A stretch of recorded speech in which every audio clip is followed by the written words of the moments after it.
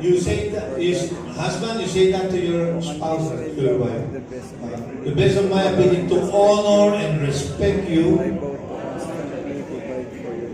I vow to constantly provide for your needs.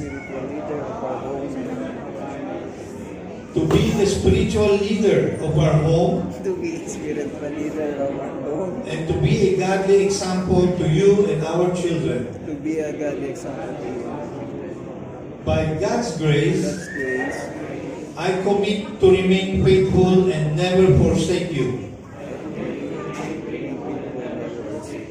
Through joy and sorrow, in good times and in bad times, for richer or for poorer, in sickness and in health, to love and to cherish, till death do us part. Okay, wives, follow after me. You say your name. I say your name. Do solemnly recommit before God and man to unconditionally love and respect you and to submit to you as my spiritual leader.